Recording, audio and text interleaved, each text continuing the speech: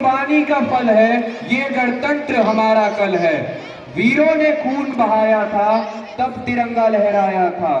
देशभक्ति का पर्व है ये, संविधान का गर्व है ये। आदरणीय अतिथिगण, सम्मानित प्रधानाचार्य महोदय, उप प्रधानाचार्य महोदया, शिक्षकगण और मेरे प्रिय साथियों, सुप्रभात। मैं आर्यन सिंह आज आप सभी के समक्ष उस भारत की आवाज बनकर खड़ा हूं जो 1857 में जागा, 1947 में आजाद हुआ और 1950 में गणतंत्र बना। दोस्तों, 15 अगस्त 1947 को हमारा देश गुलामी की बेड़ियों से मुक्त जरूर हो गया था, लेकिन देश की शासन व्यवस्था को चलाने के लिए हमारे पास अपना संविधान नहीं था। संविधान के बगैर देश नहीं चलाया जा सकता था। ऐसे में संविधान सभा का गठन किया गया और संविधान बनाया गया। संविधान को बनने में 2 वर्ष 11 महीने 18 दिन का समय लगा। गहन विचार विमर्श मंथन कई बैठकों के बाद बनाए गए इस संविधान को देश में 26 जनवरी 1950 को लागू किया गया और भारत को लोकतांत्रिक, गणतंत्र और संप्रभु देश के रूप में घोषित किया गया। हमारा संविधान केवल कानूनों की पुस्तक नहीं बल्कि शहीदों के सपनों का दस्तावेज है।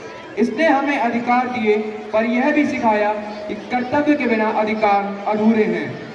आज का भारत नया भारत है, आत्मनिर्भर भारत, डिजिटल भारत और विश्व में गर्व से खड़ा भारत। हमारे वैज्ञानिकों ने चंद्रमा पर तिरंगा लहराया, हमारे सैनिक सीमाओं पर डटे हैं और हमारा युवा देश को नई नई ऊंचाइयों तक ले जा रहा है। लेकिन दोस्तों, देशभक्ति केवल भाषण देने से नहीं आती, देशभक्ति केवल नारे लगाने से नहीं आती।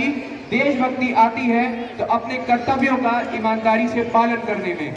देशभक्ति है साफ सुथरा भारत बनाना, देश की एकता को मजबूत करना, नफरत नहीं भाईचारा फैलाना और राष्ट्र हित को सबसे ऊपर रखना। आज जब पूरा विश्व हमें देख रहा है तो हमें यह साबित करना होगा कि भारत सिर्फ जनसंख्या में ही नहीं बल्कि विचारों और मूल्यों में भी महान है। हमारे संविधान ने हमें समानता, स्वतंत्रता और न्याय के अधिकार दिए, लेकिन वर्तमान परिप्रेक्ष्य में यह प्रश्न अत्यंत महत्वपूर्ण है कि क्या हम अपने कर्तव्यों का ईमानदारी से पालन कर रहे हैं। आज भारत आत्मनिर्भर भारत, डिजिटल इंडिया और मेक इन इंडिया जैसे अभियानों से तेजी से प्रगति कर रहा है। चंद्रयान और गगनयान जैसे मिशन भारत की वैज्ञानिक क्षमता को विश्व के सामने प्रस्तुत कर रहे हैं। लेकिन इसी के साथ पर्यावरण संकट, सामाजिक असमानता और घटते नैतिक मूल्यों जैसी चुनौतियां भी हमारे सामने हैं।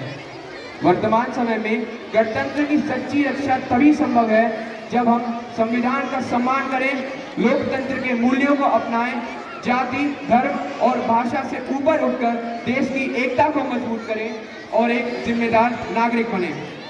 वह हृदय नहीं पत्थर है जिसमें स्वदेश का प्यार नहीं, जो जीवित जोश जगा न सका उस जीवन में कुछ सार नहीं। आज का भारत चुप रहने वाला भारत नहीं है, ये वो भारत है जो सीमा पर दुश्मन को जवाब देता है और अंदर भ्रष्टाचार को चुनौती देता है। आज के युवा सिर्फ इतिहास पढ़ते ही नहीं बनाते भी हैं। अगर देश में गंदगी है तो हम सफाई बनेंगे, अगर देश में डर है तो हम हिम्मत बनेंगे और अगर देश को नेतृत्व चाहिए तो हम नेतृत्व बनेंगे।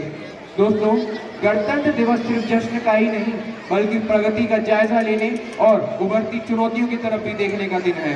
आकलन करना चाहिए क्या खोया क्या पाया। आज़ादी के बाद हमने बहुत लंबा सफर तय कर लिया, बहुत कुछ कर दिखाया। सबसे बड़ी बात, हमने अपने होने को साबित किया। अपनी बहुरंगी, बहुभाषी, सतरंगी सारी संस्कृति की धार को न सिर्फ कायम रखा बल्कि उसे और गहरे अर्थ दिए।